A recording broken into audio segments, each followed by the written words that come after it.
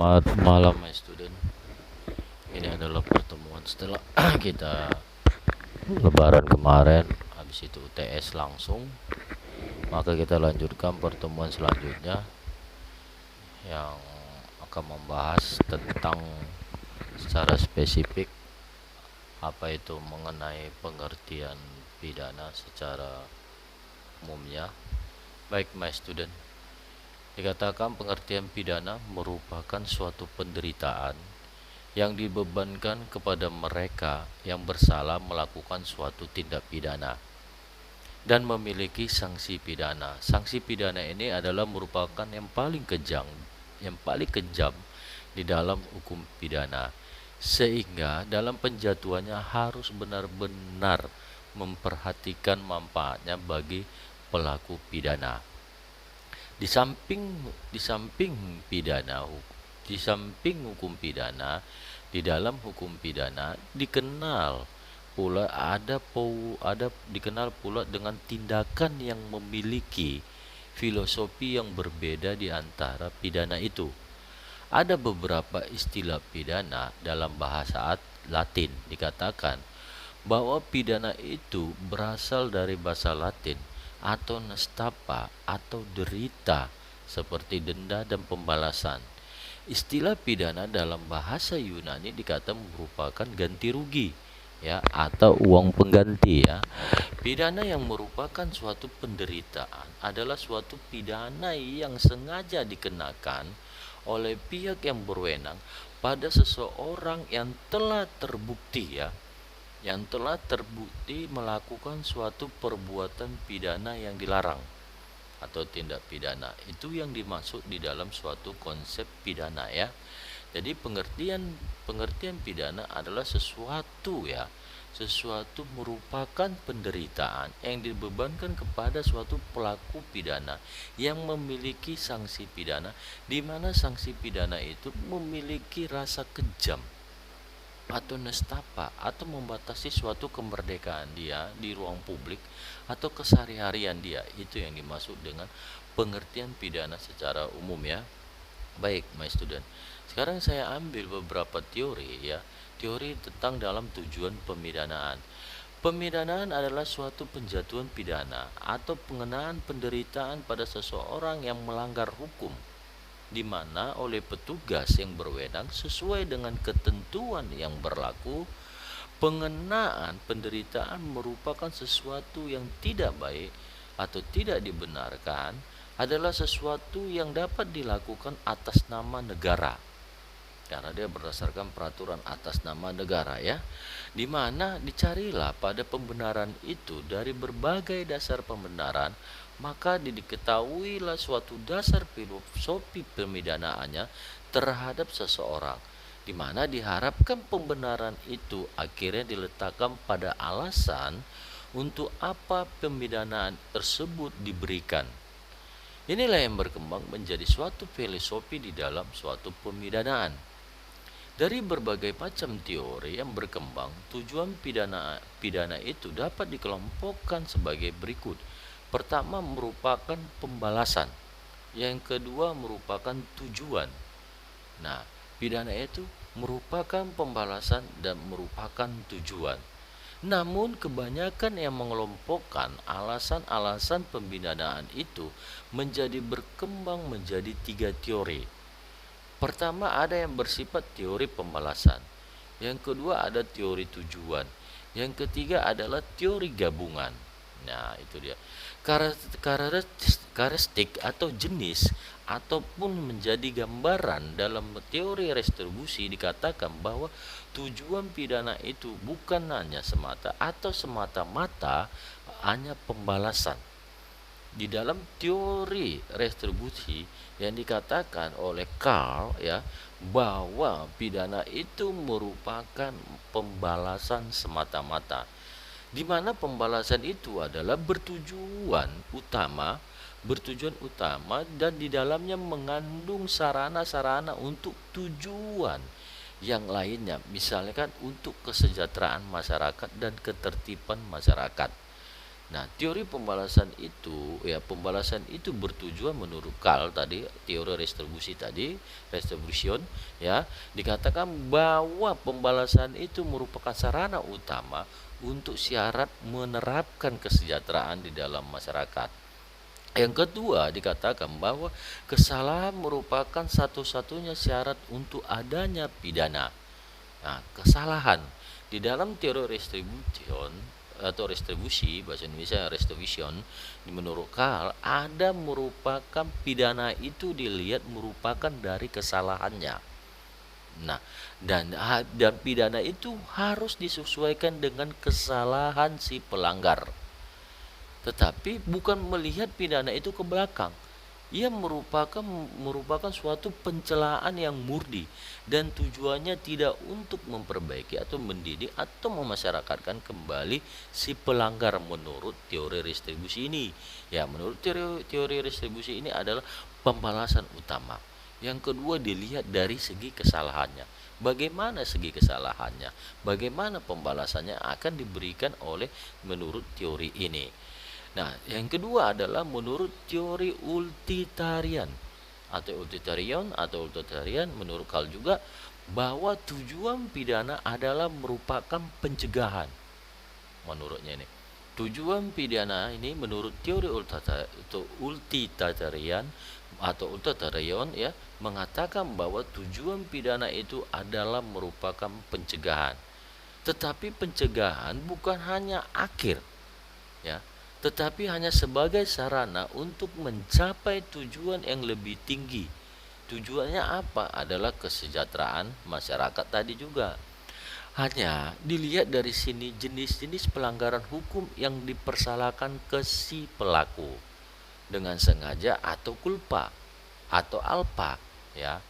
Hanya dilihat dari pelanggaran-pelanggaran yang dapat dipersalahkan itu kepada si pelaku dilihat dari jenis sengaja melakukan kejahatan itu atau alpa melakukan kejahatan atau culpa melakukan kejahatan itu ya, yang memenuhi syarat untuk adanya suatu pidana ya. Pidana harus ditetapkan berdasarkan tujuannya sebagai alat untuk mencegah kejahatan.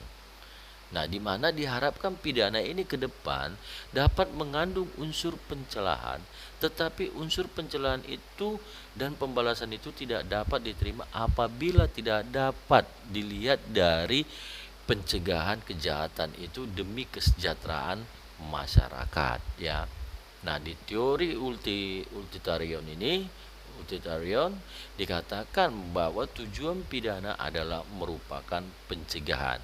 Dan dilihat dari sini dari bentuk pelanggaran. Pelanggaran itu seperti apa? Sengaja atau alpa atau culpa. Nah, di sini dilihat ya. Dia dilihat dari pelanggarannya. Sedangkan tadi teori distribusi tadi dikatakan dilihat dari apa? Dari kesalahannya. Sedangkan teori utilitarian dilihat dari apa? Dari pelanggaran-pelanggarannya, disengaja atau tidak. Nah, itulah beberapa teori di dalam konsep hukum pidana. Nah, sekarang kita bicara kepada alat bukti dan barang bukti ya. Alat bukti dalam pasal 184 ya. Alat bukti dalam 184 ayat 1 KUHP atau Kitab Undang-Undang Hukum Acara Pidana disebutkan bahwa alat bukti yang sah adalah keterangan saksi, keterangan ahli, surat dan petunjuk dan keterangan terdakwa ya. Saya ulangi. Alat bukti di dalam pasal 184 ayat 1 Kitab Undang-Undang Hukum Acara Pidana disebutkan bahwa alat bukti adalah keterangan saksi, keterangan ahli, surat ya, petunjuk dan keterangan terdakwa. Itu menurut KUHP ya. Di dalam sistem pembuktian hukum acara pidana yang menganut stensil negatif Westlake, hanya alat-alat bukti yang sah menurut undang-undang yang dapat dipergunakan untuk pembuktian. Hanya alat-alat bukti sah menurut undang-undang yang dapat dipergunakan untuk sebagai alat bukti. seperti yang terdapat di dalam pasal 184 ayat 1 KUHP tadi. Nah, itu yang sah menurut mereka.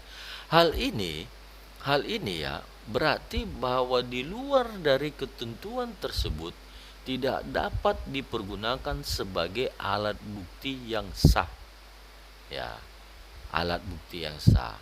Oke, di luar dari pasal 184 KUHP, alat bukti yang sah adalah berdasarkan pasal 184 ayat 1 KUHP.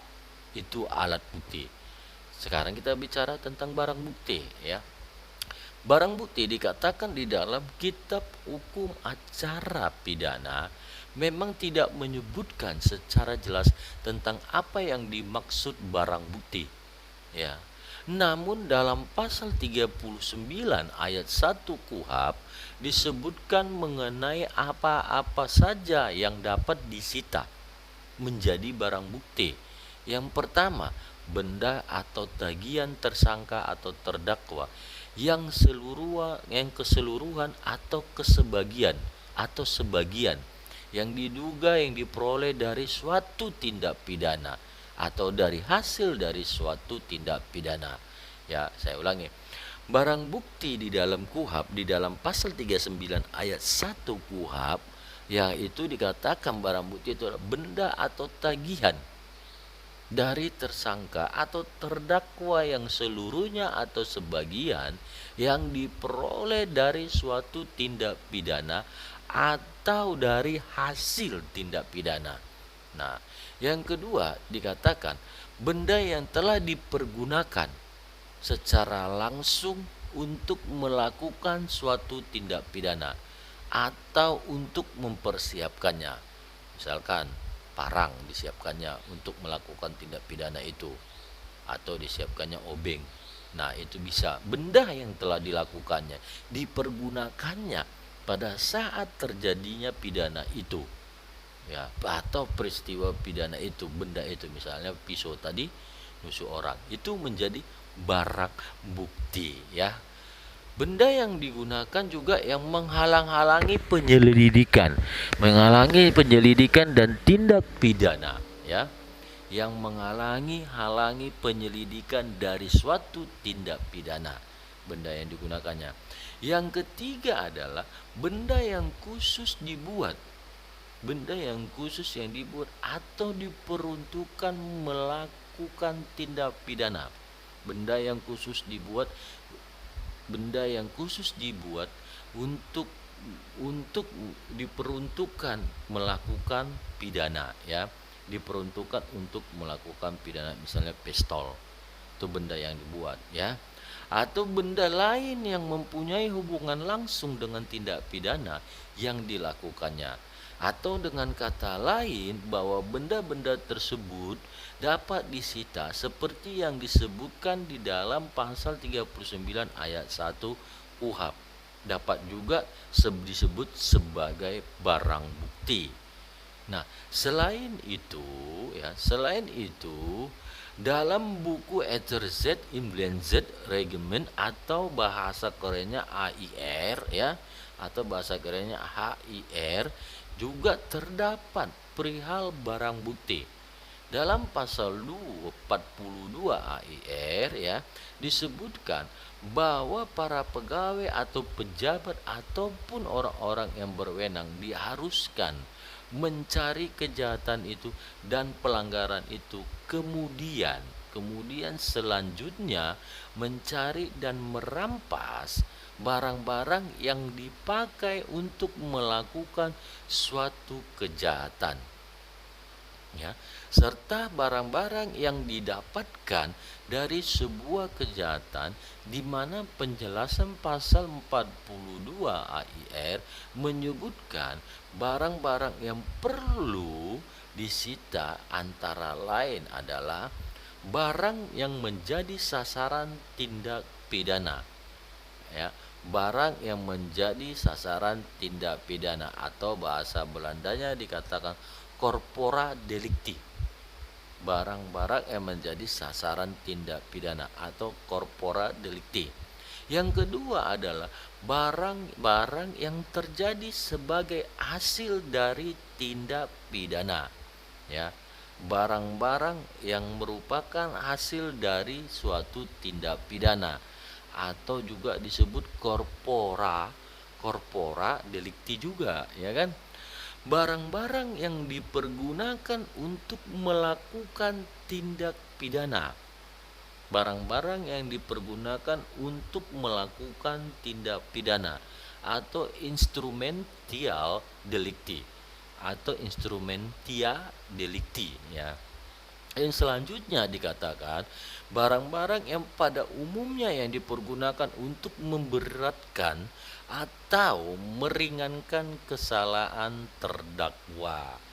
Nah, oleh karena itu di dalam pasal 42 AIR dikatakan barang-barang itu harus disita terlebih dahulu yang menjadi objek di dalam suatu peristiwa pidana, ya. Pertama, barang yang menjadi sasaran tindak pidana, barang yang merupakan hasil tindak pidana, barang yang pada saat dilakukannya pidana dipergunakan untuk pidana, atau barang-barang yang dipergunakannya untuk memberatkan atau meringankan terdakwa.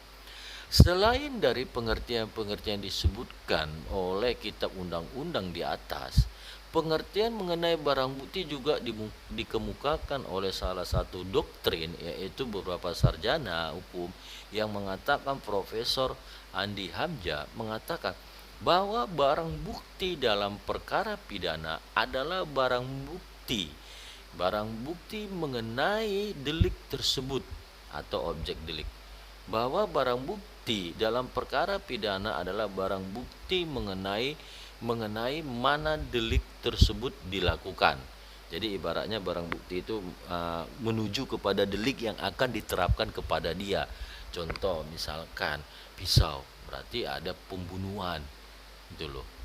Nah, kalau ditemukan misalnya pisau juga di rumah itu, berarti ada alat untuk mencongkil rumah atau obeng. Nah, itu yang dimaksud si Amja tadi, Profesor Andi Amja ini, ya. Dan barang dengan mana delik dilakukan atau alat yang dipakai untuk melakukan delik, ya. Termasuk juga barang yang merupakan hasil dari suatu delik. Nah, dari suatu delik menurut Adi Anja, ya, di mana ciri-ciri benda itu menjadi barang bukti. Menjadi barang bukti. Pertama, kenapa dijadikan barang bukti? Merupakan objek material. Ya, merupakan objek material. Yang kedua, barang itu berbicara untuk diri sendiri. Nah, yang ketiga adalah sarana pembuktian yang bernilai dibandingkan sarana pembuktian lainnya. Yang keempat adalah harus diidentifikasi dengan keterangan saksi dan keterangan terdakwa. Itu maksudnya bahwa barang bukti itu merupakan objek material. Yang kedua, berbicara untuk diri sendiri, ya, bahwa dia mempergunakannya untuk diri dia sendiri, bukan dari perolehan orang lain, gitu loh. Nah, yang kedua adalah bahwa barang bukti itu bernilai tinggi untuk di dalam pembuktian lainnya, atau ibaratnya bahasa undang-undangnya petunjuk barang itu, ya, menilai tinggi gitu. Dan itu terakhir, barang itu harus diidentifikasi oleh terdakwa, menyatakan bahwa barang itu memang benar dipergunakan terdakwa untuk melakukan suatu pencurian maupun pembunuhan, ya. Bila kita bandingkan dengan sistem common law, ya, seperti di Amerika Serikat, alat-alat bukti tersebut sangat berbeda. Dalam criminal producer, dalam criminal producer law, ya, di Amerika Serikat yang disebutkan form of evidence, ya, form of evidence, ya, atau alat bukti yang sah adalah real evidence, documentary evidence, ya, dan testimony evidence, ya, dan judicial notice evidence. Judicial notice adalah pemanggilan tersangka atau buronan, yaitu dalam sistem common law dikatakan di sini tadi merupakan alat bukti yang paling bernilai Padahal real evidence atau barang bukti ini tidak termasuk sebagai alat bukti menurut hukum acara pidana kita, ya. Nah, dalam sistem common law adalah real evidence. Barang bukti itu merupakan yang nyata gitu, yang paling bernilai dilihat, mengarahkan kepada pembuktian menurut si AMSA tadi. Sementara di dalam hukum acara pidana itu tidak berlaku menurut kita alat itu, ya. Bila memperhatikan keterangan di atas, tidak terlihat adanya hubungan antara barang bukti dengan alat bukti. Seperti mari kita lihat pasal 183 KUHP mengatur bahwa untuk menentukan pidana kepada terdakwa adalah merupakan kesalahannya harus terbukti dengan sekurang-kurangnya dua alat bukti yang sah. Untuk menyatakan bahwa dia melakukan perbuatan pidana itu, bahwa harus ada alat bukti yang menurutku 183, yaitu dua alat bukti yang sah. 183 dua alat bukti yang sah KUHP, ya. Dan atas keterbuktiannya dengan sekurang-kurangnya dua alat bukti yang sah tersebut, maka hakim dapat memperoleh keyakinan bahwa tindak pidana itu benar-benar dilakukan oleh tersangka, ya, benar-benar dilakukan oleh tersangka dan bukan karena rekayasa. Jadi dapat kita simpulkan bahwa fungsi barang bukti dalam sidang pengadilan adalah sebagai berikut, ya, sebagai berikut. Pertama, menguatkan kedudukan alat bukti yang sah. Pasal 184 ayat 1 KUHP, silakan dibuka KUHP-nya, ya. Menguatkan kedudukan alat bukti yang sah. Pasal 184 ayat 1 KUHP. Yang kedua, mencari dan menemukan kebenaran material atas perkara sidang yang ditangani. Mencari kebenaran tadi objek material, ya kan? Kebenarannya, misalnya pisau tadi benar dia melakukan itu. Itu mencari kebenaran materialnya gitu loh.